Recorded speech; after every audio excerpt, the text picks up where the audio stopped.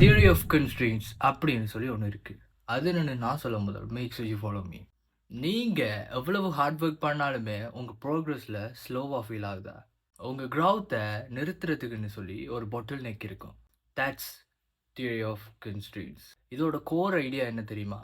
எந்த ஒரு சிஸ்டம்னாலும் அதோட பெர்ஃபார்மன்ஸை டிசைட் பண்ணுறது ஒரே ஒரு கன்ஸ்ட்ரெயின்ட் தான். ஃபார் எக்ஸாம்பிள், ஒரு ரெஸ்டாரண்ட்டில் 10 டேபிள் இருக்கு, 5 செஃப் ஒர்க் பண்ணுறாங்க.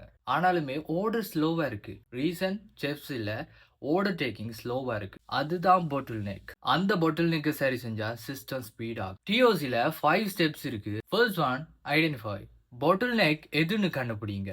செகண்ட் ஒன், எக்ஸ்ப்ளாய்ட் அதை ஃபுல் எஃபிஷியன்ஸோட யூஸ் பண்ணுங்க. தேர்ட் ஒன், சபார்டினேட் மற்ற வேலைகளை பொட்டில் நெக்குக்கு சப்போர்ட்டாக அலைன் பண்ணுங்க. ஃபோர்த் ஒன், எலவேட் பொட்டில் நெக்கோட கெப்பாசிட்டியை இன்க்ரீஸ் பண்ணுங்க. ஃபிஃப்த் ஒன், ரிப்பீட் அடுத்த பொட்டில் நெக்கை கண்டுபிடிங்க. சரிப்பா, நீ சொல்றதெல்லாம் நல்லா இருக்கு, பட் இதை எப்படி லைஃப்ல அப்ளை பண்ணலாம் அப்படின்னு தானே கேட்குறீங்க. சிம்பிள். ஃபார் ஸ்டூடெண்ட்ஸ், கன்சன்ட்ரேஷன் தான் உங்களுடைய பொட்டில் நெக்காக இருந்துச்சுன்னு சொன்னா ஃபோனை தூக்கி போடுங்க. ஃபார் எம்ப்ளாயீஸ், ஸ்கில் கேப் தான் உங்களுடைய பொட்டில் நெக்காக இருந்துச்சுன்னு சொன்னா உங்களுடைய ஸ்கில்லை அப்கிரேட் பண்ணுங்க. ஃபார் என்டர்பிரனர்ஸ், மார்க்கெட்டிங் தான் உங்களுடைய பொட்டில் நெக்குனா மார்க்கெட்டிங்கை இம்ப்ரூவ் பண்ணுங்க.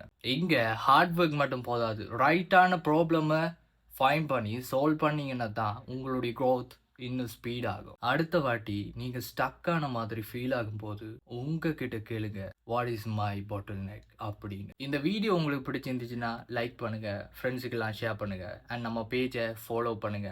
அப்புறம் see you.